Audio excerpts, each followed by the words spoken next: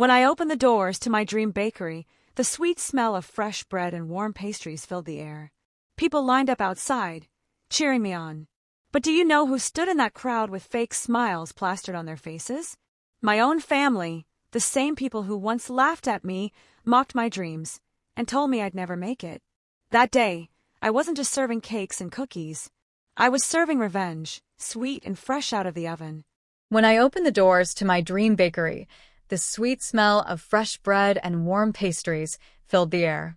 People lined up outside, cheering me on. But do you know who stood in that crowd with fake smiles plastered on their faces? My own family, the same people who once laughed at me, mocked my dreams, and told me I'd never make it. That day, I wasn't just serving cakes and cookies. I was serving revenge, sweet and fresh out of the oven. You see, this bakery wasn't just about business. It wasn't just about making money. For me, it was proof. Proof that no matter how many times people doubted me, no matter how many times my own blood told me I was wasting my life, I could rise. I could succeed, and I could do it in front of the very people who try to hold me down.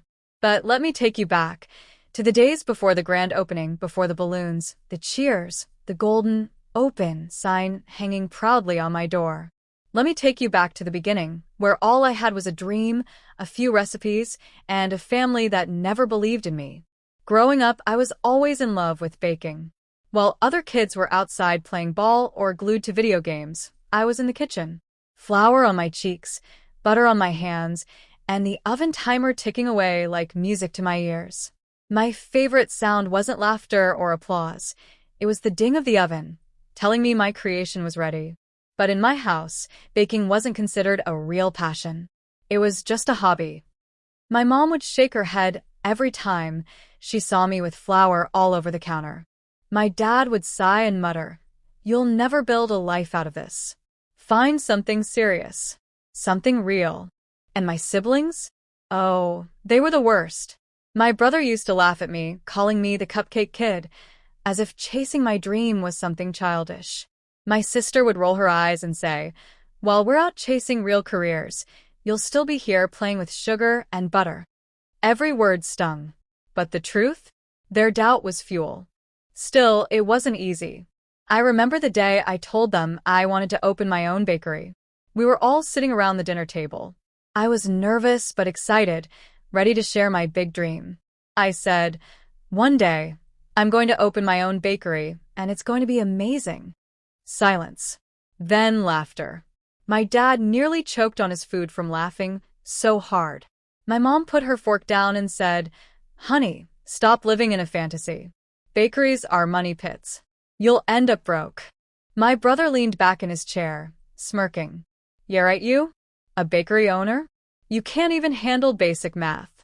Good luck running a business." And my sister? She delivered the final blow. "Nobody in this family is going to stand behind you if you waste your life like that.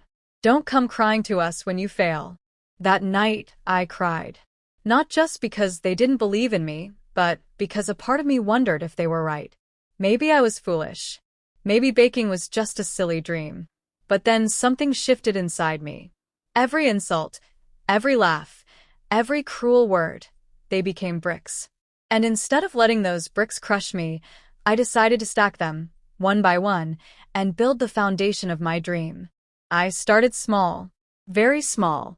I worked a job I hated during the day, and at night I baked.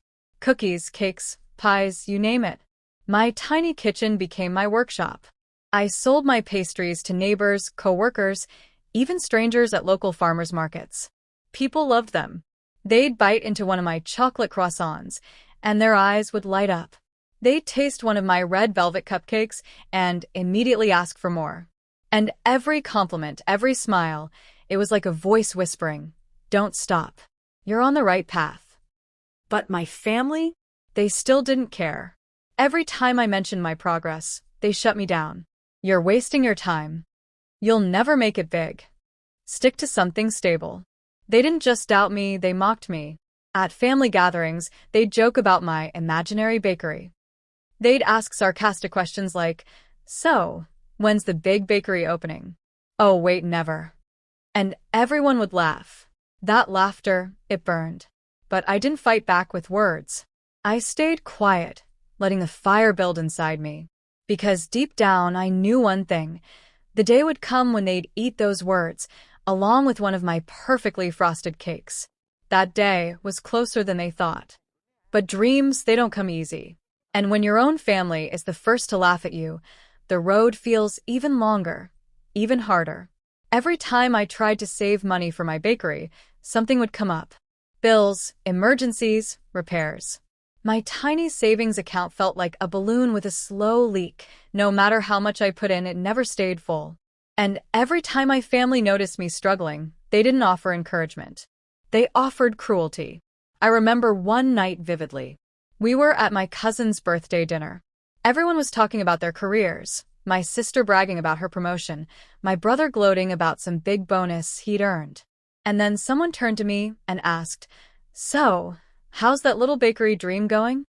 The whole table fell silent, waiting for me to answer. I smiled softly and said, "I'm saving up and one day soon, I'll make it happen." Laughter. Pure, raw laughter. My dad shook his head and muttered, "Delusional." My mom forced a pitying smile, like I was a child who still believed in fairy tales.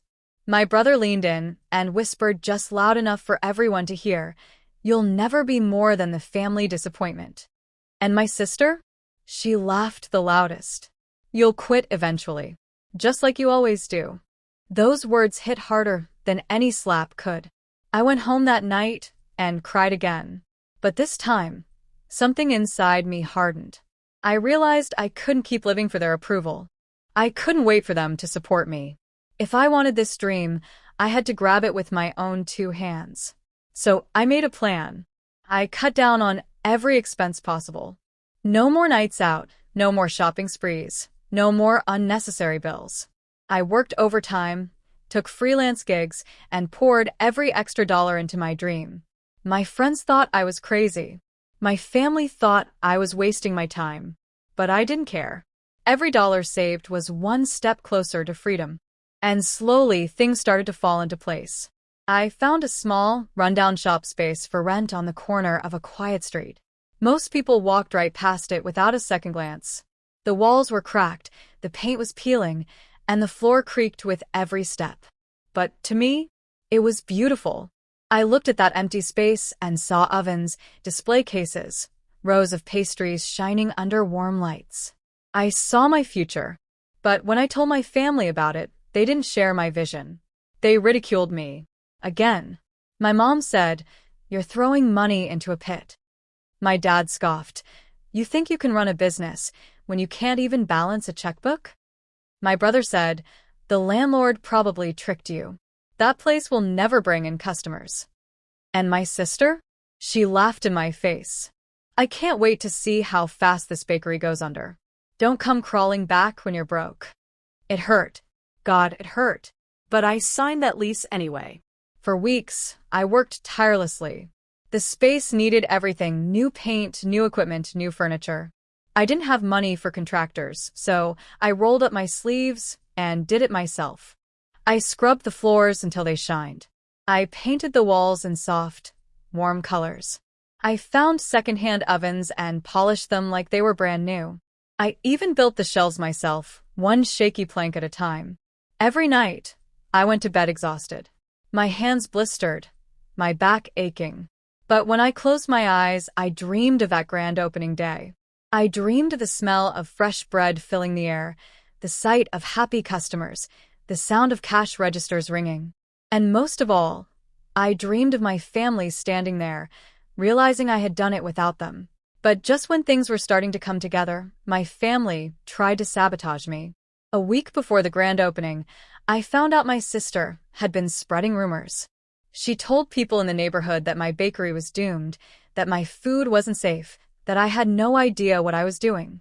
My own flesh and blood, trying to poison my reputation before I even had a chance. And my brother? He mocked me online. He made a post on social media saying, "If you want food poisoning, visit my siblings' new bakery." He thought it was hilarious. His friends joined in, laughing, commenting, making jokes at my expense. Even my parents didn't stop them. They just shook their heads and said, We told you so. This is why you shouldn't waste your life chasing dreams. I was crushed. For a moment, I thought about giving up. I thought maybe they were right. Maybe I wasn't strong enough. Maybe I should just cut my losses and quit before the world laughed at me too. But then I remembered every insult, every cruel word, every moment they made me feel small. And I told myself, no, this is bigger than me now. This isn't just about baking. This is about proving them wrong. So I worked harder. I doubled down on my efforts. I passed out flyers, I posted pictures of my pastries online, I offered free samples at the farmer's market. Slowly but surely, people started to take notice. They started to believe in me, even if my family didn't. And then the big day finally came. The grand opening. I stood outside my little bakery, my heart racing. Balloons tied to the door, the grand opening, banner hanging proudly, the smell of pastries drifting into the street. And to my surprise, there was a line. A line of people waiting to come in. Customers, supporters, friends, strangers who had seen my posts and wanted to try something new. They were here. For me. And behind them stood my family. Arms crossed. Faces blank. Fake smiles hiding the bitterness in their eyes. They came. Oh, they came. Not to support me, but to watch me fail. Little did they know, this was the day they'd regret every cruel word they ever said. The doors swung open, and the first customers stepped inside. My heart pounded as I greeted them with the biggest smile I'd ever worn. I offered samples, explained the menu, and handed out pastries fresh from the oven. The room filled with the sounds I had always dreamed of, the hum of conversation, the laughter of children biting into cookies, the gasp of surprise when someone tasted my signature cinnamon rolls. And with every happy face, every satisfied customer, I grew taller, stronger. I glanced outside the glass door, and there they were, my family, standing stiff, arms folded, their expressions tightening as they saw the crowd forming inside my bakery. I'll never forget the look on my sister's face when she realized that people actually loved my food. She had been so sure I'd fail, so certain that I'd embarrass myself. But as she watched strangers line up for more, her smug grin faltered. My brother's smirk disappeared too. He tried to play it cool, but I saw the flicker of shock in his eyes when he realized his cruel jokes hadn't stopped me. His food poisoning joke was dead now because customers were coming back for seconds.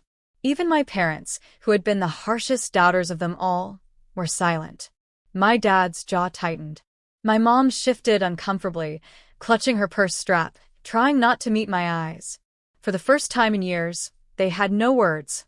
I moved from table to table, serving pastries and thanking customers. But deep down, I was serving something else too. I was serving revenge. Not the kind that screams or fights or burns bridges, but the kind that stands tall, smiles wide, and lets success speak louder than any insult ever could.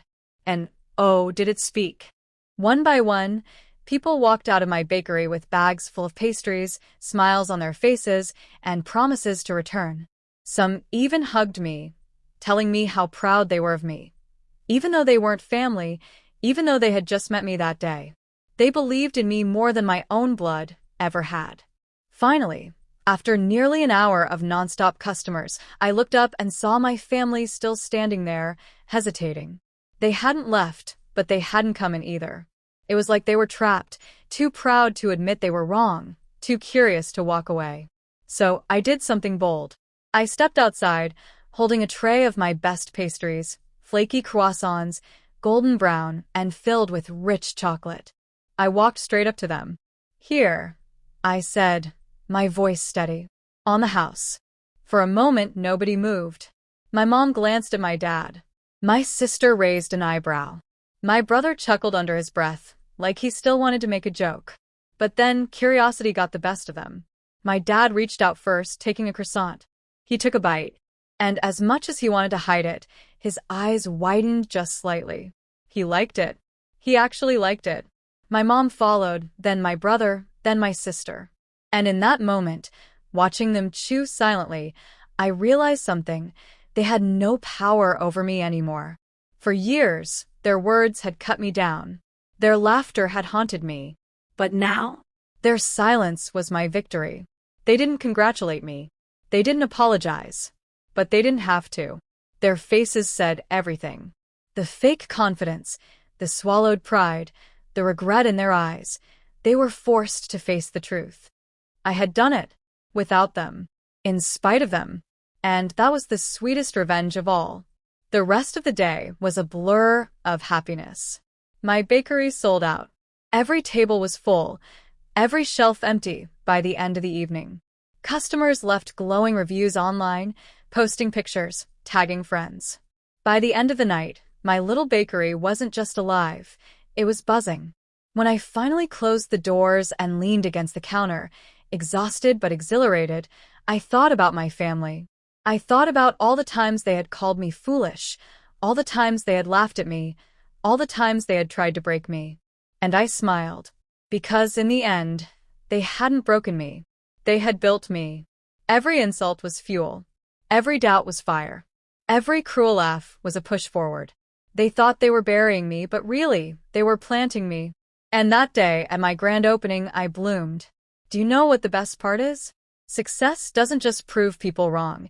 It makes them remember every word they ever said.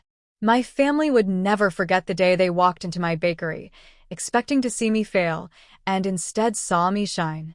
So if you've ever been doubted, mocked, or told your dreams don't matter, remember this. Sometimes, the best revenge isn't anger. It isn't shouting, or fighting, or proving yourself with words. The best revenge is success. Because when you rise above the people who try to hold you down, when you achieve the very thing they said you never could, they can't take that away. They can't laugh anymore. They can only watch and regret. And that, my friend, is a victory no one can steal. So yes, I opened my dream bakery. I invited my family to the grand opening. And in front of the crowd, the customers, the flashing smiles, and the ringing cash register, I served them something sweeter than any pastry I'll ever make. Revenge. Fresh, warm, and absolutely unforgettable.